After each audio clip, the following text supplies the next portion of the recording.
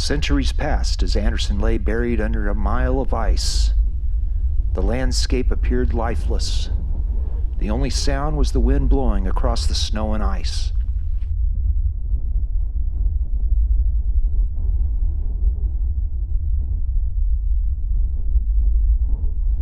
Then the earth began to warm.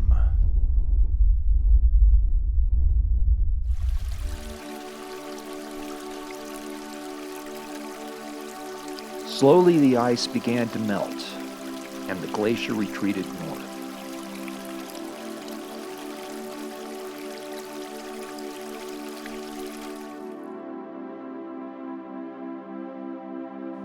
Modern river channels were created by the melt off the vast glacial field.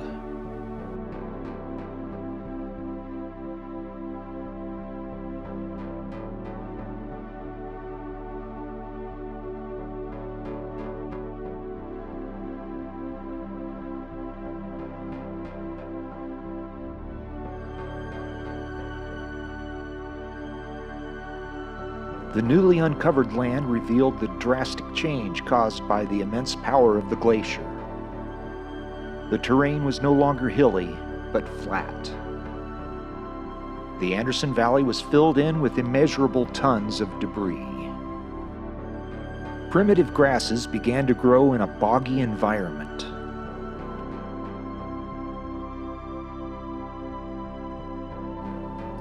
Afterwards, trees like black spruce took root and formed small forests.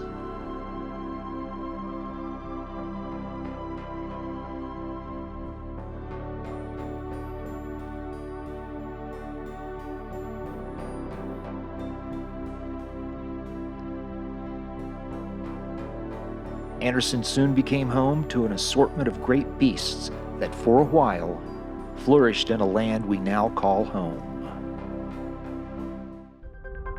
Animals that roamed Anderson 10 to 12,000 years ago astound the imagination.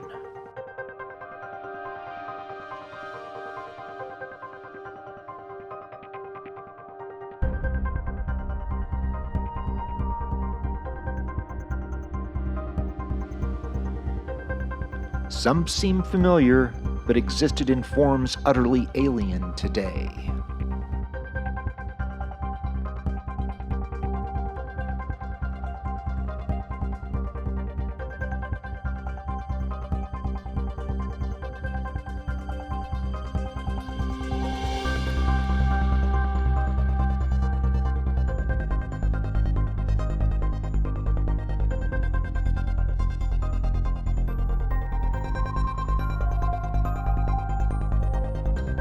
The woolly mammoth is perhaps the most recognized of the Ice Age megafauna.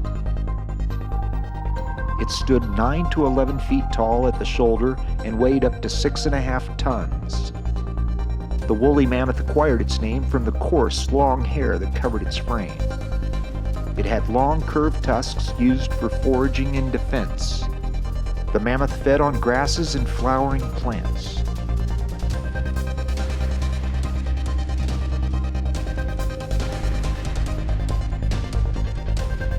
The woolly mammoth disappeared from Anderson around 10,000 years ago.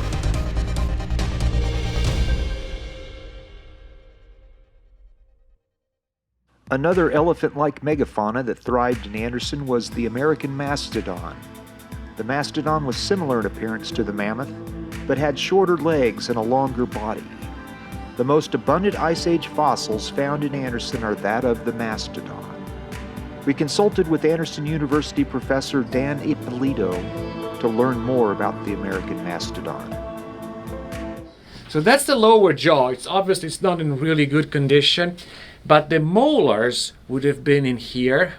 And if they were anything like modern elephants, they had a limited number of molars, basically 6 of them. And after those were worn down, they would die. So here is a cast. As I said, they didn't give us the real one. One of the interesting things, the difference between mastodons and mammoths, if you see the tooth of a mammoth, it's kind of flat with little enamel ridges, and we think that mammoths grazed on grass. whereas these were browsers on shrubbery. And then when this one was worn out, the one behind it would slide forward. When this one was worn out, and that could happen 6 times, at least in modern elephants it does. And usually it's dead before the 6th one has worn down all the way. See, these, for example, actually this is interesting. You can see the difference. This is obviously an older molar with the cusp significantly worn down. Almost completely gone. Yeah, and here is a molar that was probably, had just barely been used. The cusps are just a little bit worn. Even, prestigious museums occasionally have to revise their mounts. See, for example, this one I can tell is a cervical vertebra because these holes are where the carotid arteries would go. Okay. That one I wasn't so sure. My alma mater, Yale, is just reassembling their big brontosaurus. And back in the 80s, they had to mount a different head because they had the wrong head. And now they realize they're missing about 14 feet of tail. Oh my. So, as I said, not an exact science. Fragments, we think, this is probably a fragment of the pelvis, we think. Yeah, not in the greatest condition. And you have to wonder, how much of it was broken up maybe by scavengers, how much was broken up by kind of natural events. And then here we have some more fragments of the ribs. Ah. And this is actually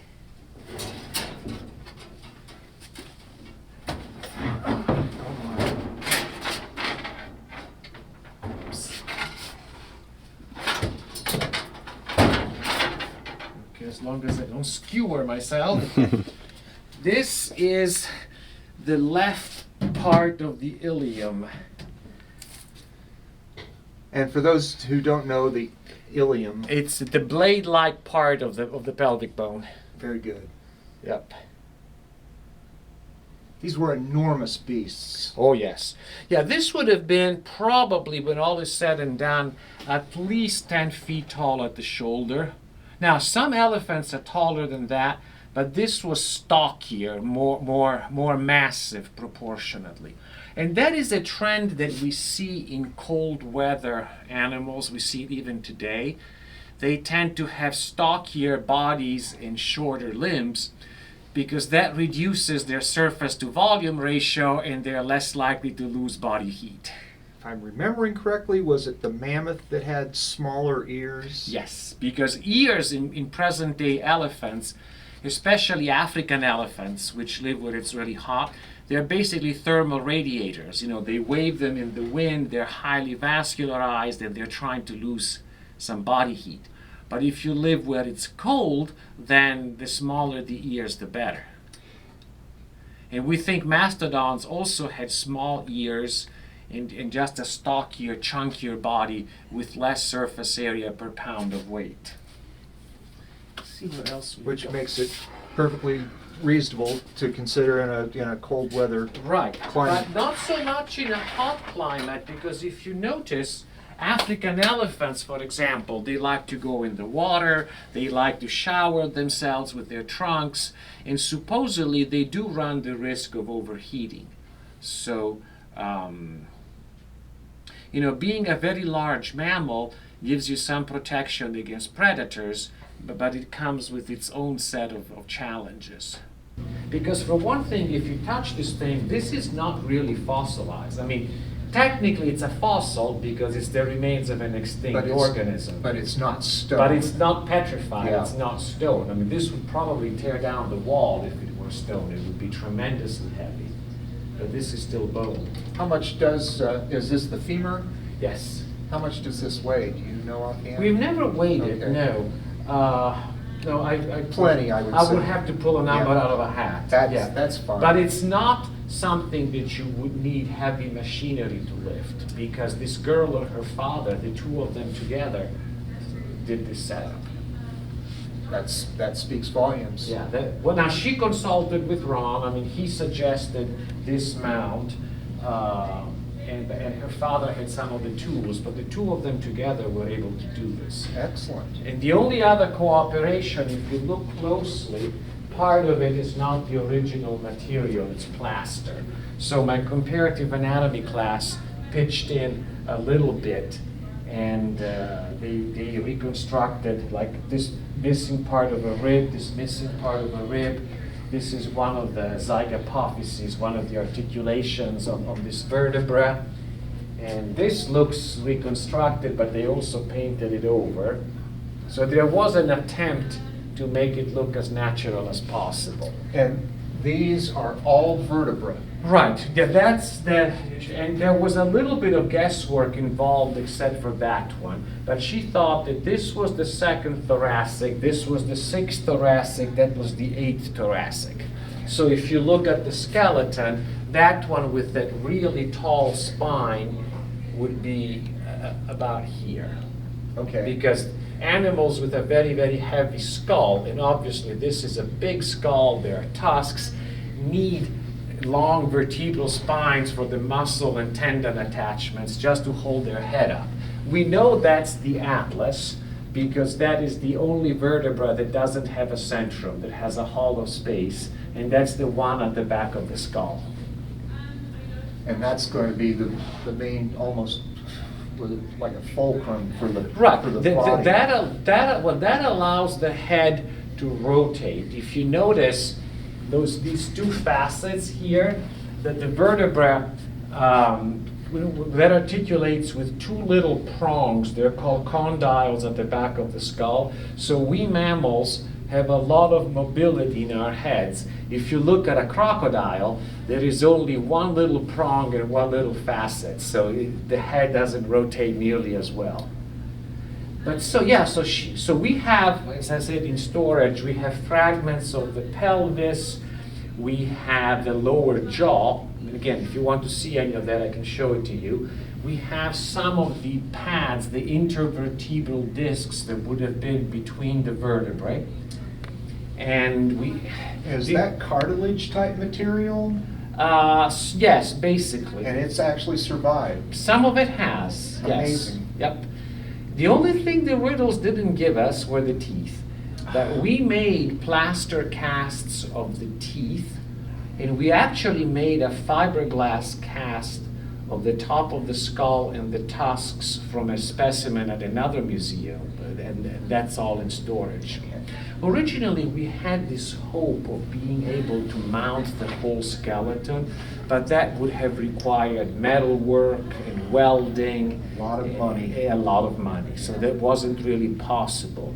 So my student basically took it upon herself. She said, before I graduate, I want something to be on public exhibit. And so this was her senior project. And as I said, she did a regression from the length of the hind limb to the size of the animal and concluded that we were dealing with a very big animal indeed. This is the other femur. Yeah. Yeah. You can tell this is the head of the femur that would go in the hip socket. Actually, my student in her travels found out that some college museum, I don't remember which one, had the femurs reversed. They had the right femur on the left and vice versa. If you look at this poster, for example, is that some of these animals go extinct altogether. Some are still found in other parts of the world. So, for example, if you look, let's see, black bears we still have. Well, armadillos we still have. Muskox we still have. There are smaller jaguars from Mexico southwards. Pleistocene horses are only found in Eastern Europe. Tapirs now are found in Southeast Asia and South America. Caribou, of course, we still have. And some bison, even though now they're smaller. Land tortoises, really big land tortoises, are found in the Galapagos and in Africa. So it's very interesting. What puzzles me is that some of these animals survive in the warmer parts of the world, jaguars and tapirs, and some only survive in colder parts of the world, like the muskox. Nature is almost always more complicated than a single factor explanation. And then some of these didn't survive at all. I saw an interview with a guy here recently, and he's going to go look for a Tasmanian tiger over in, I think he said he was going to go to Papua New Guinea. He's heard reports. Yeah, I've heard about those too. That would be really intriguing. I mean, people keep saying that I saw one late at night. I didn't have my camera with me. Of course. but on the other hand, if you've ever taken pictures of wildlife, it's harder than it seems to get a good picture. It's very difficult because they're not cooperative as far as models. and a lot of mammals are nocturnal. They're naturally reclusive. And so I should say elusive, not reclusive. And so, yeah, it's not that simple.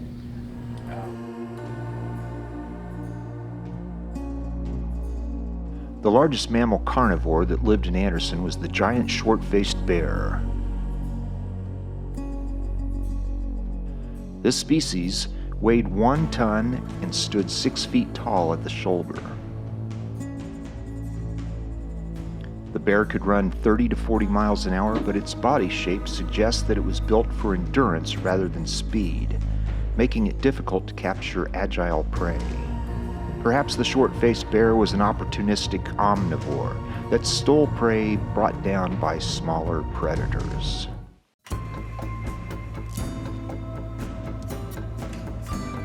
The giant beaver that lived in Anderson was up to 7 feet long and could weigh up to 276 pounds. Its tail was longer and narrower than modern beaver, and its skull demonstrates that it could take in large amounts of oxygen, allowing it to remain underwater for lengthy periods of time. The giant beaver's most prominent feature was its large incisors, averaging 6 inches in length. Ironically, the giant beaver's front teeth were too fragile to cut wood, like the modern beaver. It lived on a diet of aquatic plants, and it is theorized that changes in the ecosystem may have contributed to its extinction.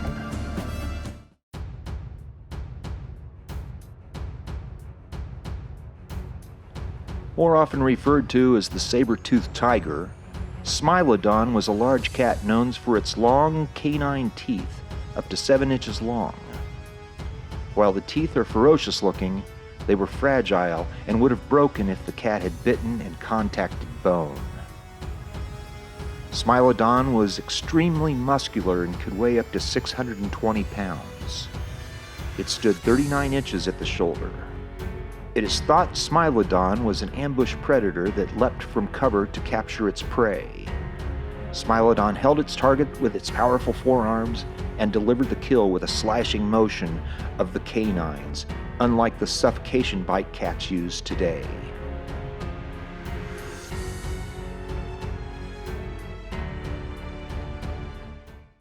Other megafauna that lived in Anderson at the time were composed of a wide variety of animals. Jefferson's ground sloths standing nearly 10 feet tall.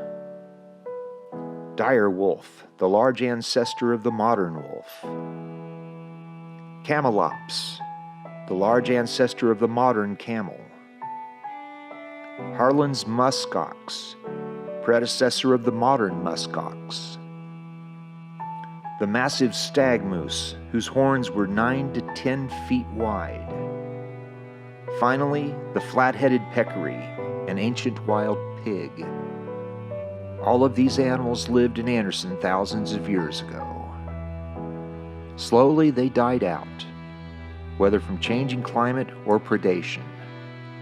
But a new creature was wandering into the ecosystem that would have a profound effect. That creature was man.